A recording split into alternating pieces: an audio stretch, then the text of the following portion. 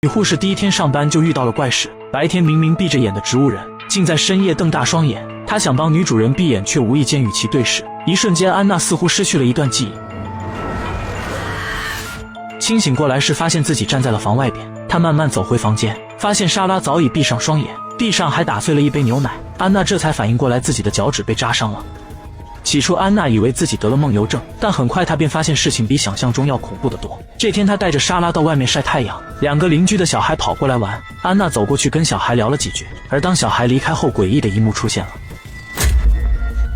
明明走开了4、5米远的莎拉居然自己溜了过来，安娜连忙扶正莎拉的脸，怎料这一下又跟她对视了一眼，双眼一闭一睁，安娜竟出现在了车里。回过神来的她突然想起莎拉没人照顾，连忙往大院里奔跑。所幸莎拉并无大碍，只是眼睛又自己闭上了。此时莎拉的丈夫老马回到家，老马知道安娜出行不方便，送了辆自行车给她。天真的安娜顿时乐开了花，刚才经历的诡异事件瞬间抛之脑后。直至她在商店买完东西出去时，看到小朋友画的图画中有几幅关于莎拉的画，安娜才想起来刚才经历的事情。她给妹妹发信息，想说怀疑房子里有脏东西，可犹豫了一下，她又删掉了这句话，毕竟她也觉得很荒谬，还不如自己好好吃药好好睡觉。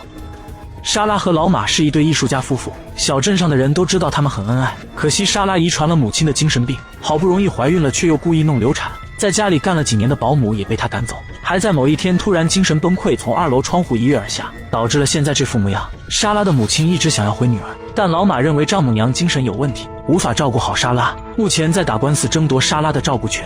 这是安娜第一天上班时老马跟她交代的情况。一段日子下来，安娜确实目睹了老马对莎拉的好，所以在调查员过来访问时，她也会帮老马说上几句好话。直至这天，她发现事情发展的方向越来越不对劲。这天她又一次带莎拉晒太阳，怎料莎拉在没睁眼的情况下也能让她迷失。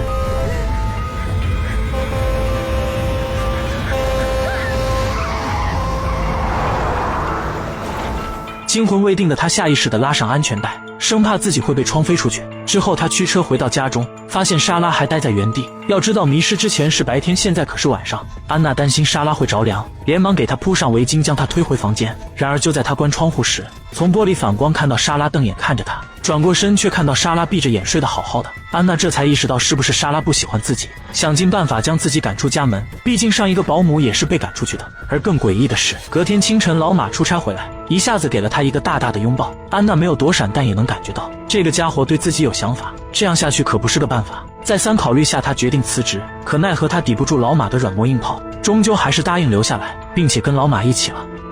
这晚怪事又一次发生，安娜只是闻了闻莎拉用过的香水，醒来时便是被老马摁在床上，手里还死死地捏着一块玻璃。不难想象他刚才做了一些伤害自己的事。处理好伤口后，他第一时间想到莎拉，冲进房间捏着莎拉的下巴说：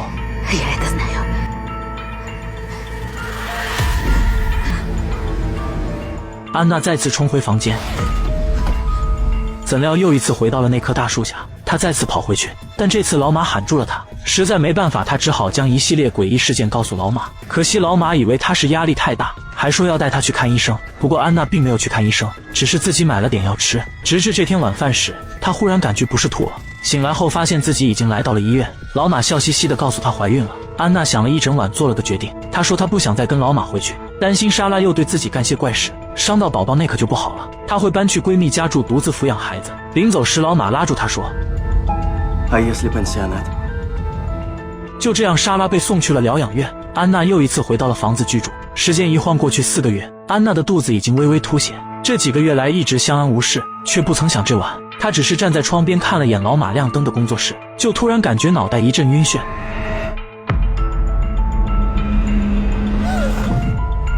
居然来到了屋檐上。安娜脚都被吓软了，颤颤巍巍地往窗边靠。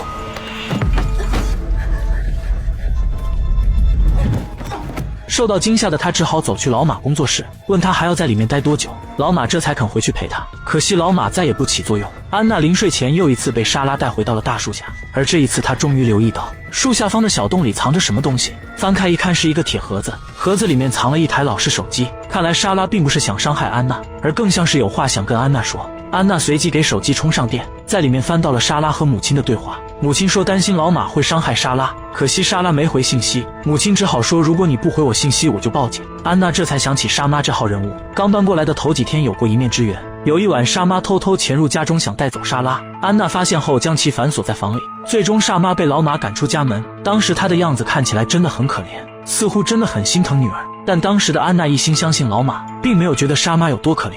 如今看来自己似乎是信错了老马，错怪了莎妈。隔天安娜找到莎妈问话，说自己找到了莎拉的手机。Помогите понять, что означает это сообщение. Я помню этот день. Да? Она тогда потеряла ребенка. 安娜问孩子不是她主动不要的吗？莎妈很肯定地说道，莎拉很喜欢小孩，不可能干那种事。大家都说孩子没了是一场意外，但我并不觉得。这条信息就是她在医院那天发给我的，而且她一有空就会跟我通话。她想着出院就举报老马的，但不知道为何被老马说服了，还跟着回到了家里。自那一刻起，她便再也没跟我联系过了。说到这，老太太反问安娜她女儿在哪。安娜说送去了疗养院，但是不知道是哪一家。调查清楚后，她会告诉莎妈。除此之外，安娜还有一件事要确认，就是之前被赶走的保姆。她跟小镇上的人打听到前保姆的电话，并成功联系上对方。怎料保姆说不是莎拉赶她走的，是老马干的，而且保姆也有过跟莎拉感应的经历。她提醒安娜，莎拉并不是伤害她，而是想交流。如果想知道更多，可以尝试不去抵抗被控制的感觉。至于其他的，保姆不想多说，她不想再掺和这家人的破事。话说到这，安娜听见老马的脚步声，连忙挂断电话跑回去睡觉。老马见状想耕一下田，不过安娜说很累想休息，老马这才没有下田，还顺带帮安娜放好了背包。深夜安娜迟迟不见莎拉来找自己，便起床想再一次联系前保姆，怎料老马收走了她的手机。话说这个老马真的很奇怪，他总是半夜在工作室雕刻，经常早上才回房休息。安娜为了能与莎拉取得联系，索性拿起了莎拉的画笔。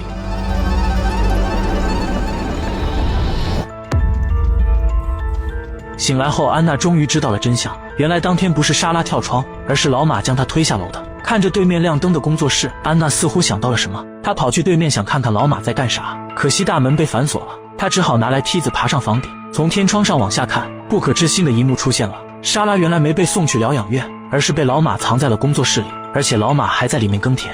安娜被吓傻了，能想到的第一件事就是逃跑。她驱车开下了山，但转念一想，莎拉也是受害者，她不能见死不救。在车尾箱翻出一把扳手作为武器，接着又再次回到院子里，撬开了关着莎拉的门锁。趁着老马不在，安娜连忙抬起莎拉，似乎莎拉知道安娜有危险，又一次将她带回到车前。安娜连忙往回跑，却顿时发现老马正站在后方。见状，她连忙上车逃跑，却不料车钥匙被老马给拿走了。老马毫不留情地将她拽下车，所幸安娜提前藏了把小刀，反手给插在了老马的大腿上。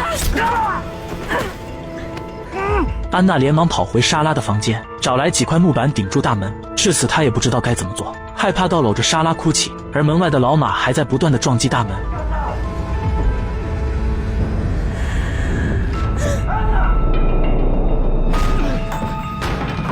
安娜缓缓转过身，老马看到的却是她和莎拉的重影，被吓得连连后退，一边道歉一边跪下来求饶。